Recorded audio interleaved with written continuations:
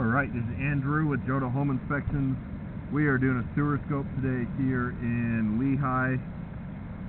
Today is December 9th, 2025. We have the camera pushed out 118 feet to the city connection. Now we're going to pull it back and record it and see what we find. We're at 485 West Main Street. 118 feet, so fairly typical length of a sewer line, a little on the longer side. Looks like a pretty heavily used line. You can see all that wastewater flowing.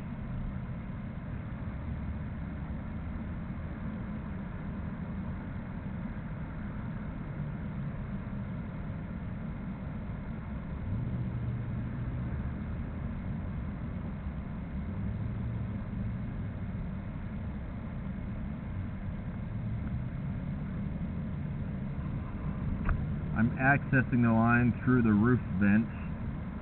Right off the bat, we're starting to go underwater, and this is something I noticed as I pushed my camera out, was that it's a little bit flat through this area. It's going to transition in a minute to a newer line, but this flat spot looks like it's probably out by the actual connection, which is likely in the street. A lot of times what they'll do is they'll upgrade a line and maybe do it through the yard, but then leave the area that's in the road, because that's going to be the most difficult to get to and most costly to replace. So it does look like this area here is plastic, which is great. They have replaced part of the line, but again, you did have some that was a little bit flat before it went into the city line, and so that flat spot is going to be more likely to get buildup. Starting to go underwater again there. So when it's flat like this, it's more likely for grease to settle, and it can get sticky, and then bigger pieces of waste can get stuck. And if you get enough waste that builds up, it can create a blockage where it backs up towards the building. And then usually if it backs all the way up, it'll come through the floor drain or a tub.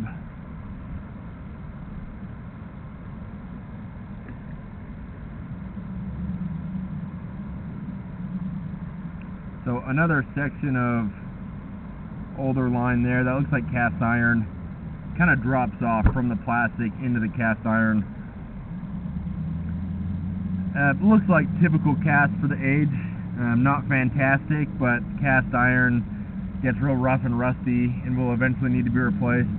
And so it looks like I would expect it to from the 70s. Cast iron can last for decades, but you do want to be careful on what's getting put down the line, which is more difficult with a rental.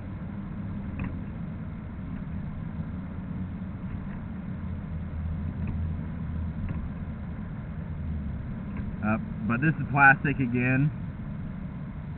Now we're transitioning to cast iron, 67 feet out. So this is probably around the area where it transitions under the foundation. I'm accessing the line on the south side of the roof. There's two roof stacks here. There's one closer to the road, and then there's one closer to the south end of the building. I'm going through that one, and I ran water through unit C to verify that water is that this is all one line, and it looked like it was. Cast iron under the house. Eventually this will need to be replaced. I would recommend getting it cleaned now. You can see all that buildup that I had to push my camera through.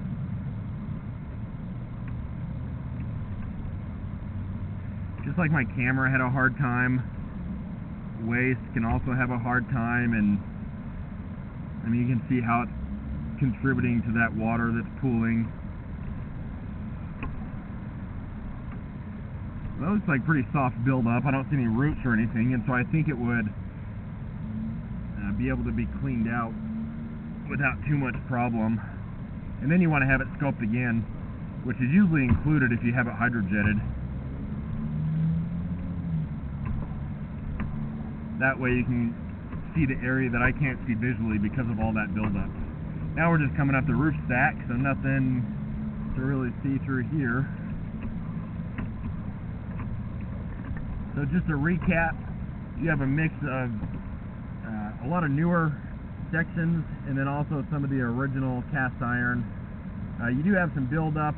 You do have some standing water where it looked like it had bad grade, and then also some standing water because of the buildup. I think I would recommend having this line cleaned, and that would help prevent backups and blockages and get it flowing a little bit better. But you do have some areas that look like they're holding water without buildup, which is more of a sign of bad grade.